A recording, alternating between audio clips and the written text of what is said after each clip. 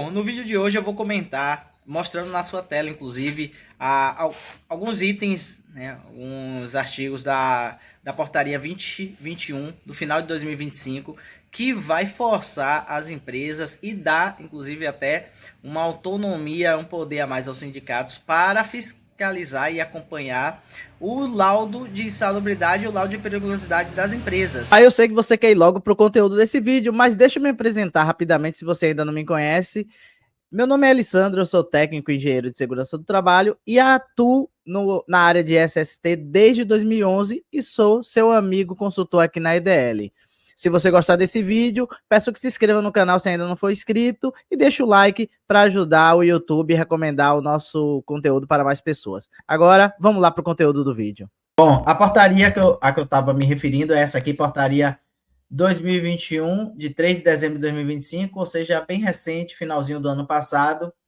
E essa portaria ela foi bem comentada à época que ela foi publicada, por conta do retorno, né, da aprovação do anexo 5, atividades com motocicleta, na NR16, que foi um anexo que havia sido suspenso para que novos estudos fossem feitos sobre esse item, e aí ela aprova novamente, ou seja, o item do anexo 5 volta a vigorar a partir da publicação dessa portaria aqui, 2021 de 2025, em dezembro de 2025. Mas o item que eu quero trazer aqui são os artigos 2º e os artigos 2º e 3º dessa portaria, tá? Já que o artigo 4º é só informando que ela entra em vigor no prazo de 120 dias, né? Então, a partir da data da publicação. Como foi publicada no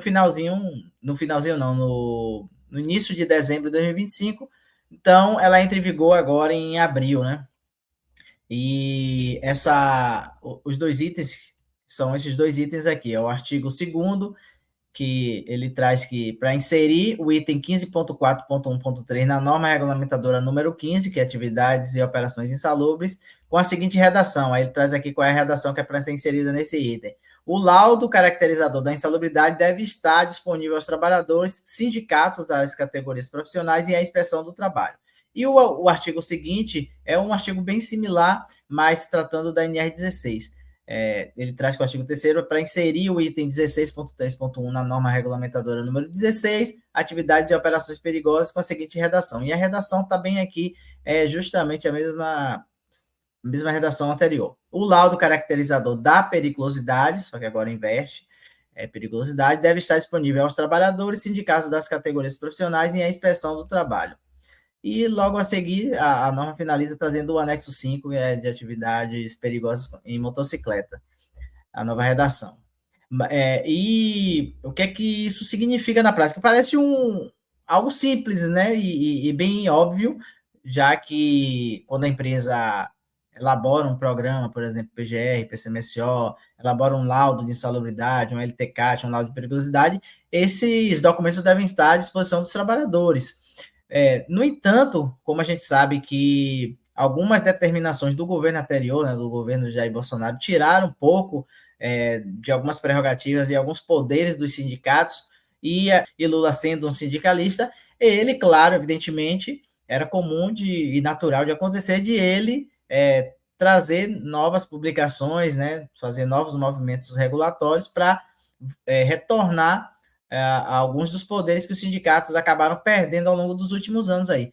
E esses dois itens aqui, para a norma regulamentadora número 15 e para a norma regulamentadora número 16, só corrobora esse pensamento, né, de que com a inclusão desses itens, que são óbvios, como eu falei anteriormente, os documentos de segurança do trabalho devem ficar à disposição dos trabalhadores. Se o trabalhador quiser verificar o PGR, quiser verificar o PCMSO, ele tem todo o direito, mas esse item explícito aqui na norma traz de volta um poder. Os sindicatos podem intervir através dessas organizações, solicitando esses laudos da empresa, uma vez que exista alguma reclamação de trabalhadores com relação a alguma dúvida com alguma caracterização desses laudos ou algum item específico. Então, o que é que isso acaba acarretando na prática? que profissionais, empresas, consultorias que tiverem expertise na elaboração, na revisão e até na auditoria desses laudos, laudos de insalubridade, laudos de periculosidade, elas vão ter uma demanda aí que eu acredito que vai ser crescente para os próximos meses aí, ao longo desse ano 2025 e os próximos anos.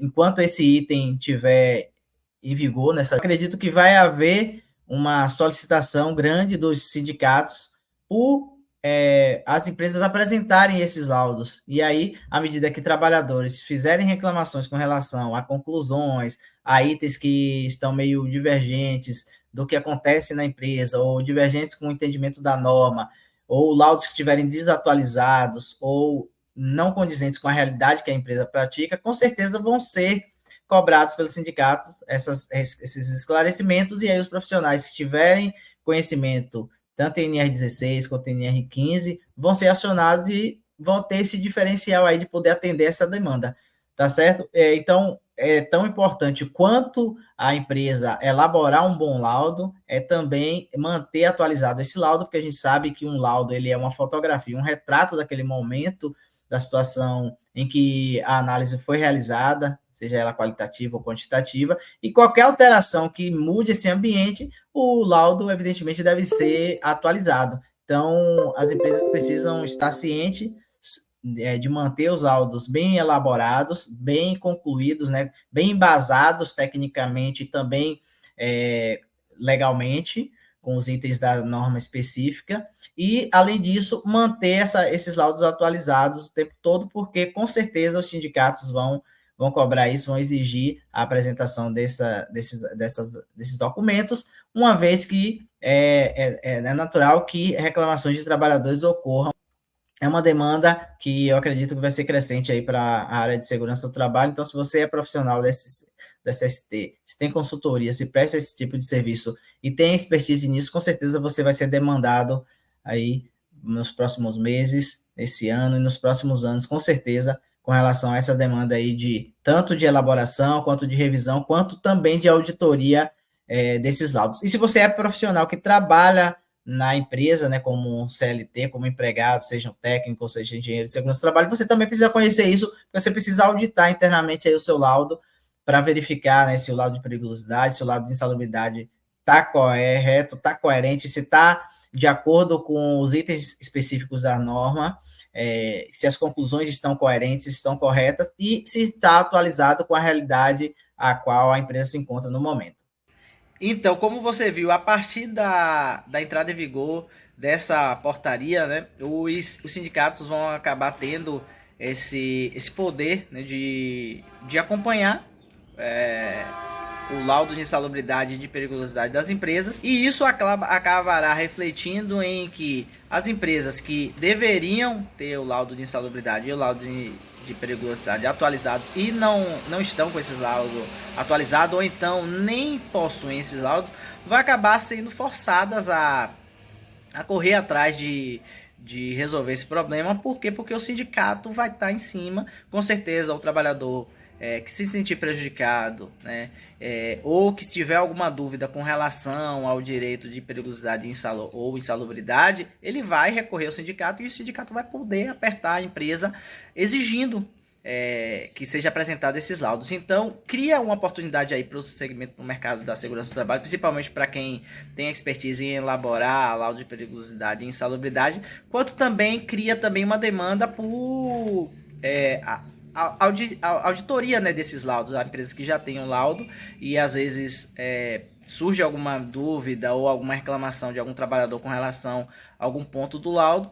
Profissionais podem ser da área de segurança do trabalho que tem essa expertise e podem ser contratados para auditar, né, fazer uma avaliação, uma auditoria daquele laudo e verificar quais são os pontos críticos ali, ou os pontos de não conformidade ou até de atualização que precisa, porque às vezes o laudo foi elaborado há algum tempo, já mudou alguma coisa na legislação, isso precisa ser atualizado, então é bom que ele seja auditado. Então vai criar aí essas principais duas demandas aí, além de que o trabalhador vai ter esse poder de estar mais em cima, procurando saber se realmente o laudo existe, se está atualizado, se está de acordo com a legislação e com as avaliações que foram feitas no ambiente de trabalho. Então, espero que você tenha gostado desse vídeo. Se gostou desse vídeo, peço que dê um like para ajudar o YouTube a recomendar o nosso vídeo para mais pessoas. E se não for inscrito ainda no nosso canal, peço que se inscreva, porque eu vejo que muita gente assiste os vídeos, mas acaba não se inscrevendo. Não custa nada você se inscrever no nosso canal, e aí toda vez que tiver um novo vídeo, você vai ser notificado. Aí se você clicar no sininho aí das notificações. É isso aí, abração, sucesso nos seus negócios, no seu trabalho, na sua carreira profissional, e até o próximo vídeo. Tchau!